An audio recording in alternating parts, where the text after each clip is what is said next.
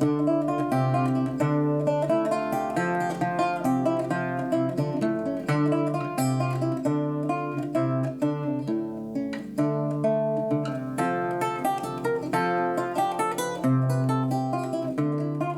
I'm Peter Adamson, and you're listening to the History of Philosophy podcast, brought to you with the support of the Philosophy Department at King's College London and the LMU in Munich, online at historyofphilosophy.net.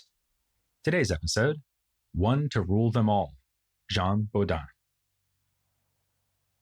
When I was growing up, we had it drummed into us in civics class that the key to the American political system is the separation of powers.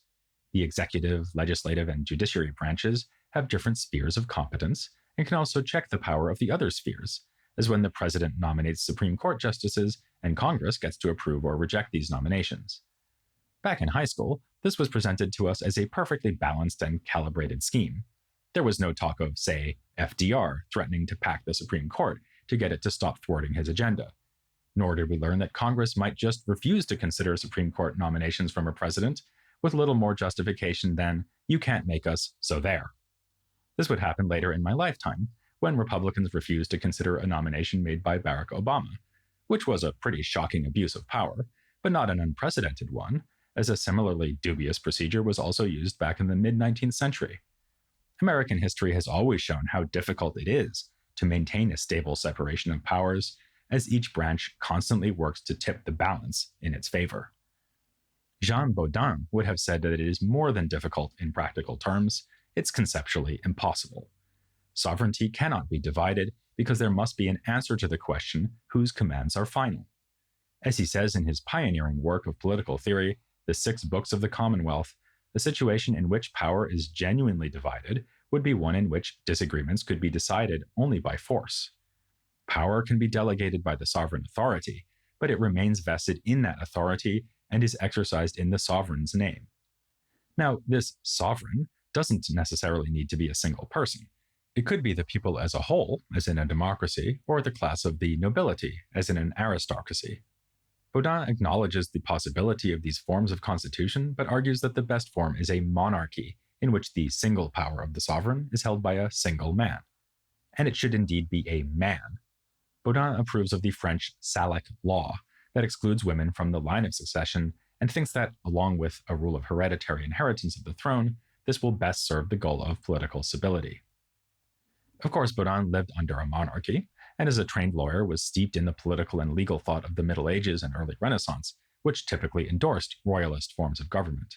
But it's not like he was unaware of other options. He was also a historian, who knew that aristocracy and democracy were not just theoretical possibilities, but states that had existed in other places and times.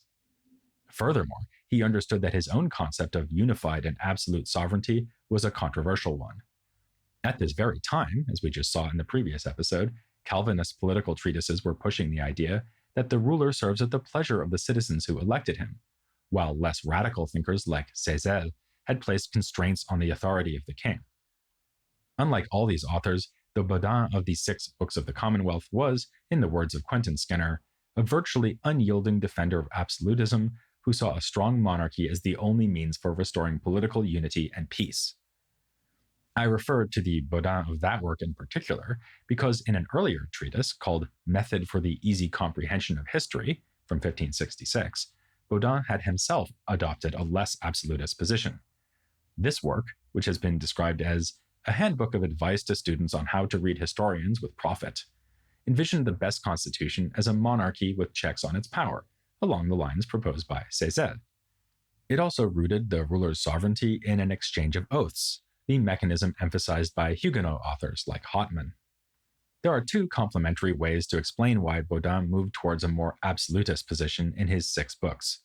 The first is straightforward. It was published in 1576, just a few years after the St. Bartholomew's Day massacre, and thus in the midst of a particularly chaotic time of religious and military conflict in France. Hence, Skinner's remark that Bodin was motivated by the goal of restoring unity and peace. The second explanation is rooted ultimately in Bodin's humanism. After being educated in the Carmelite order as a youngster, Bodin was sent to Paris, where he gained facility in both scholastic and humanist intellectual methods. His first work was an edition and translation of a fairly obscure Greek work on hunting, a good choice to show off his mastery of classical languages and a topic that would appeal to readers among the nobility. He then focused on legal and historical studies, which gave him a basis for both his method of history and the 6 books. Like other humanists of the era, he came to appreciate the wide variation in law and politics across times and cultures. Like Hartmann, he rejected the idea that Roman law would still be suitable for the needs of 16th century France. Yet, Bodin continued to hold out hope that a man of broad reading and great insight could devise a truly universal theory of politics, one that transcends the particularities of each place and time. The 6 books is Bodin's attempt to show that he is that man. His approach in this work, and also the method of history, may show the influence of Peter Ramus, whose ideas Bodin would presumably have encountered in Paris. As typical for Ramism, he begins from the general and moves to the specific. In the case of history, one should start with the history of the whole world, then move on to narratives of certain peoples, and finally home in on the deeds of great individuals. Similarly, with politics, he starts with a general definition of the Commonwealth, or République, namely an ordered government of families under a sovereign. Size does not matter. Even 3 families can become a commonwealth if they are united under one power and owe obedience to that power. The head of a family, the father and householder, is a kind of image of the sovereign, but he does not exercise properly political sovereignty over the members of the house. His wife and children are, as we would put it, his dependents, not his subjects. In the next few chapters, Bodin moves on to explore what it means to be a political subject, again in a rather Ramist fashion, by distinguishing subjecthood from other kinds of subordinate relation. Notably, subjecthood should not be confused with slavery. Bodin thinks that in certain regimes, like the Ottoman Sultanate, all the people are slaves to the ruler, and all property, in principle, belongs to him. But this is not really a state or commonwealth, it's just despotism. And the state of slavery is, in Bodin's view, unnatural. Its frequency in human history is simply a demonstration of the human propensity towards sin. Besides, enslaved people are bound to revolt against their oppressors, whereas what Bodin is looking for is a recipe for stable political life. There is a deeper point here, though, which is that slaves occupy their role simply as the result of violence, or the threat of it. When the master tells the slave what to do, this is no more legitimate than, say, pointing a gun at someone and telling them to give you their money. Violence, or the threat of it, might produce cooperation, but it can never produce obligation. Far different are the commands issued by a sovereign. A rightful sovereign's commands ought to be obeyed by their subjects, not because of what he might do to them if they refuse, but just because they are his subjects. At first glance, Bodin seems to depict the authority of the sovereign as being absolutely unfettered and uncontestable. He defines sovereignty as the absolute and perpetual power of a commonwealth. Later on in the work, he says that the officers or magistrates must obey even commands they take to be unjust.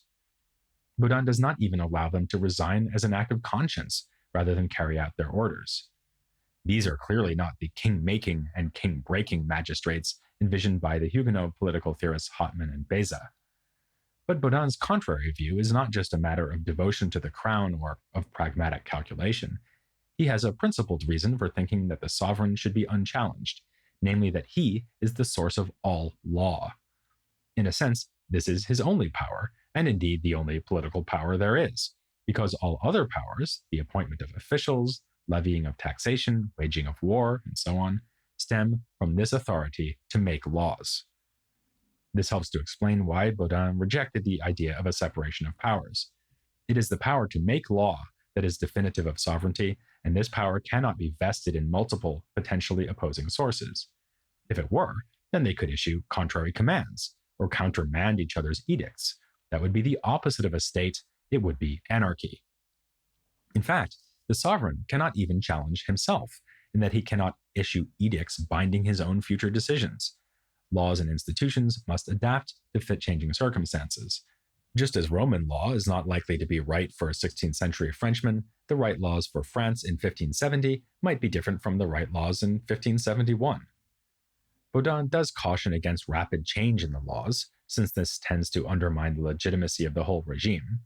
In many cases, even an unjust law should be altered only gradually. But this is merely a pragmatic point. In principle, the sovereign may overturn and change laws as he sees fit with no constraint, and with an exception we'll get to in a minute, no need for consent from the subjects.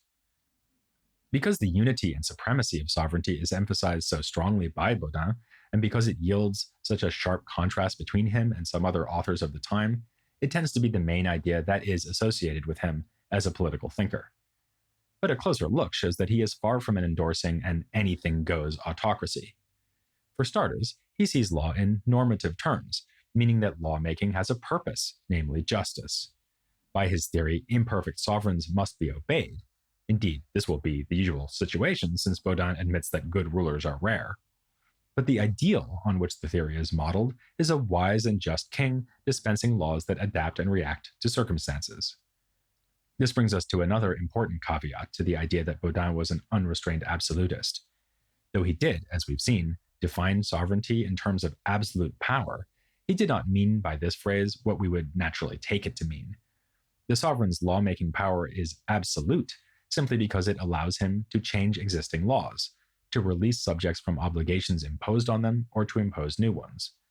Again, nothing can entrench an existing law to put it beyond the sovereign's right to revise it, not even an earlier decree of the same sovereign.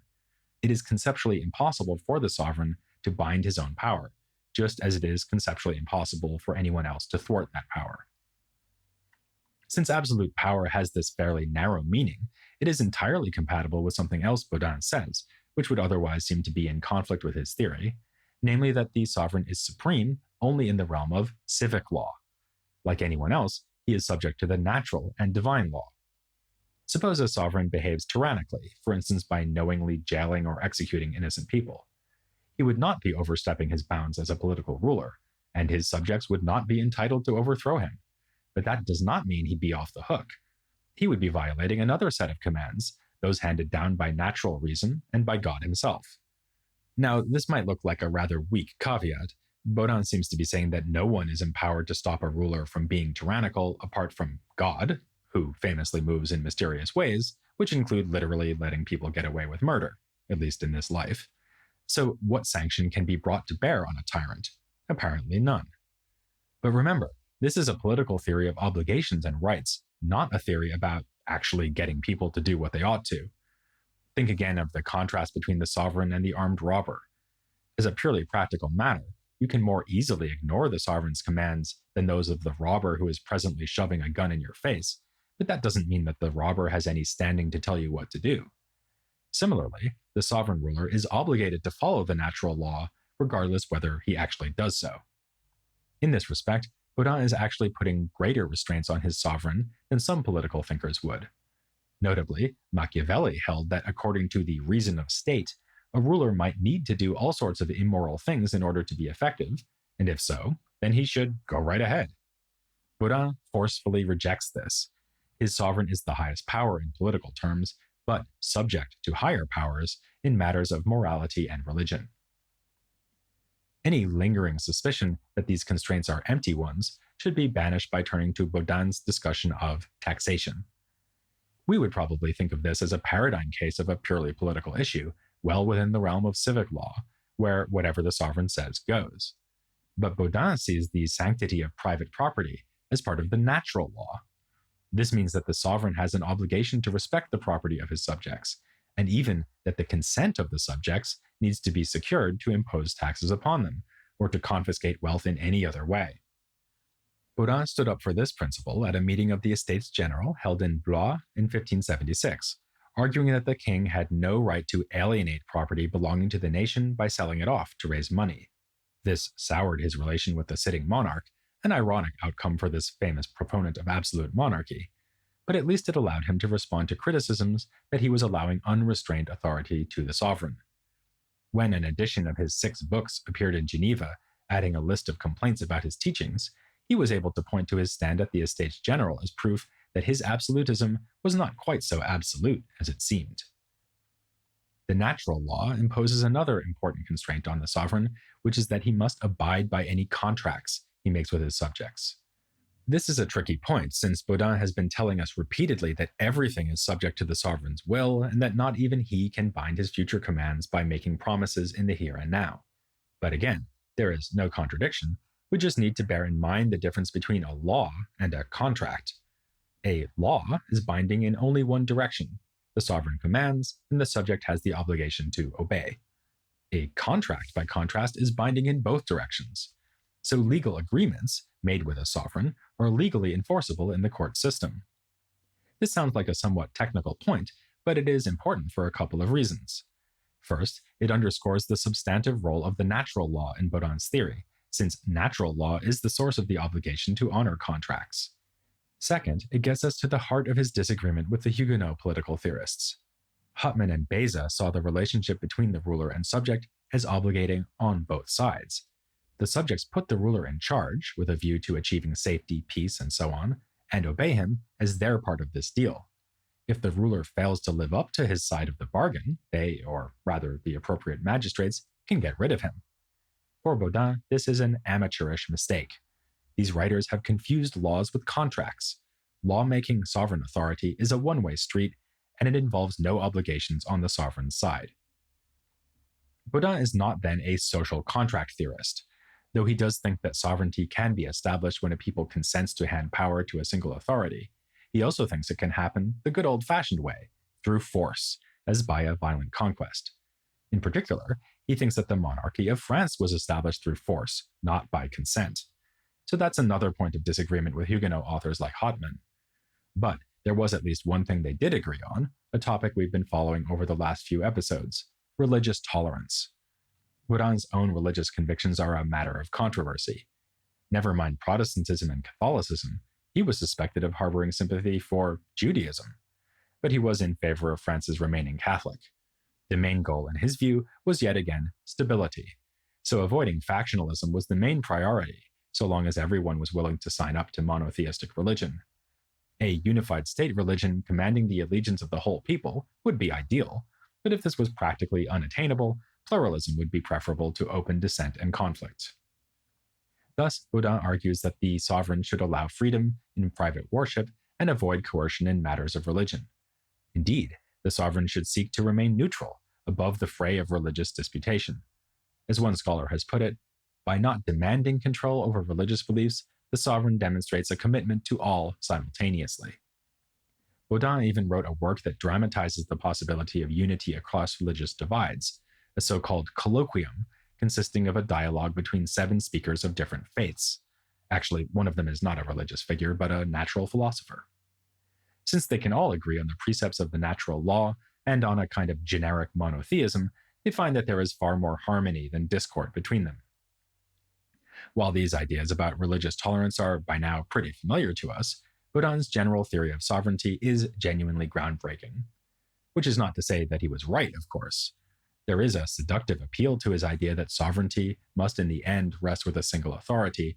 The buck has to stop somewhere. But as the political structure of the United States and many other countries shows, the power to make and remake laws is not the only power wielded by states. You can separate the function of making laws from the function of enforcing them, for example. Also, in a representative democracy, it is possible for the people to be both sovereign and subject, which Bodin thought to be absurd.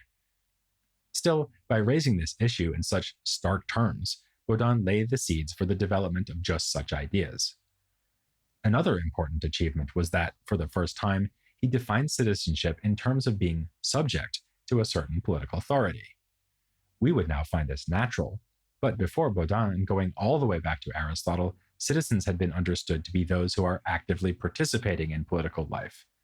This meant that disenfranchised people like slaves, women, and children were by definition not citizens, whereas on Bodin's account, anyone living under a regime and owing it allegiance could be considered a citizen. It was actually Bodin's absolutist approach to sovereignty that allowed him to make this breakthrough. For him, all authority lies ultimately with the sovereign, which means that everyone else is on a par in being a subject, whether they are noble or common, free or slave, male or female, adult or child. While the full implications of Bodin's ideas would not be clear for quite some time, he did have a great impact on his contemporaries and immediate successors. His ideas about the unity of sovereignty were widely accepted, and by a diverse range of thinkers, like the Ramist political theorist Johannes Althusius and the encyclopedist Bartholomeus Keckermann. A witness said in the 1580s that at Cambridge University, students would often be found in their rooms poring over the pages of Bodin's 6 books on the Republic. All of which is even more impressive when you consider that political theory was only one of Bodin's many interests.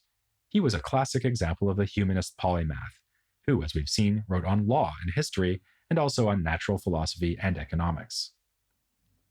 His ideas on the latter topic were formulated in response to Jean Bodin, who had pointed to a couple of apparent paradoxes concerning the phenomenon of inflation. This was a phenomenon that became increasingly evident across the 16th century, as prices went up fourfold in Spain and tripled in France. But Bodin argued that, in a sense, people were paying the same, even as goods seemed to cost more. If you looked at the actual amount of raw gold and silver being handed over for a given commodity, this always remained the same.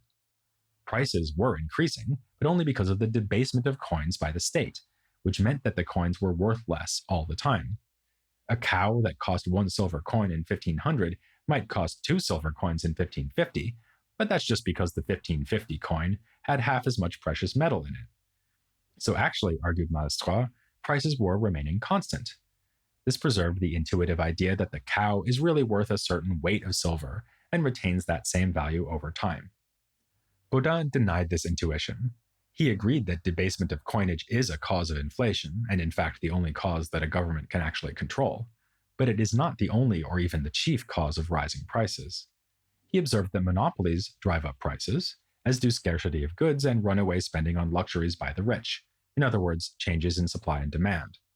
But for him, the most important factor was the amount of gold and silver in supply. The more precious metal is in circulation, the less it is worth, because it too is subject to the law of supply and demand. More supply means lower value, whether we're talking about the supply of cows or gold. Remarkably, Bodin made this observation without yet having appreciated the impact of the influx of gold and silver from Spain's conquests in the Americas. In later writings, though, he did mention this as a driver of inflation. The implication of Bodin's argument is that, unlike sovereignty, economic worth is never absolute. Neither money nor the things you can buy with it have a stable, unchanging value. Rather, everything is subject to market forces. Bodin's independence of mind is shown yet again in a massive treatise he wrote on natural philosophy called The Theatre of All Nature, published in 1596, a full 30 years after his first major work, the aforementioned Method of History. As has been shown in a detailed study by Anne Blair, Bodin approached both projects in the same way.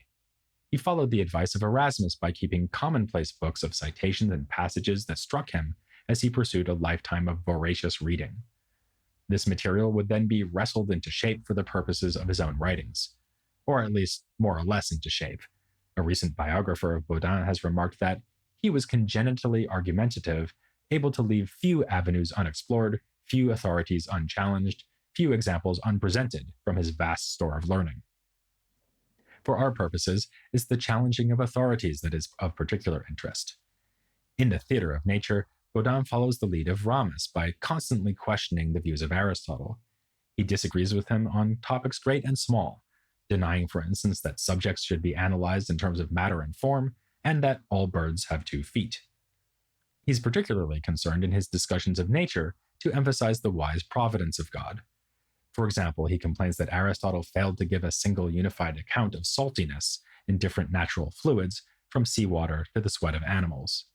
As a Christian, Bodin is able to produce triumphantly the true explanation: God put salt in everything to preserve it. Bodin liked to appeal to experience to support his own theories, though, as Anne Blair says, what he meant by this was an undifferentiated medieval mix of hearsay, bookish learning, and actual experience. He was no empiricist, and in fact was again critical of Aristotle for basing all science on sense perception. Some phenomena are supernatural in character, and we need to know about them, whether we are talking about divine providence or the malevolent influence of demons. Yes, demons. Bodin wrote a whole work about them, which appeared in 1580. It talks about how witches call on demons to work their magic, provides accounts of witch trials conducted in France during his lifetime, and encourages the use of torture against suspected witches, even recommending specific torments as particularly agonizing and hence particularly effective.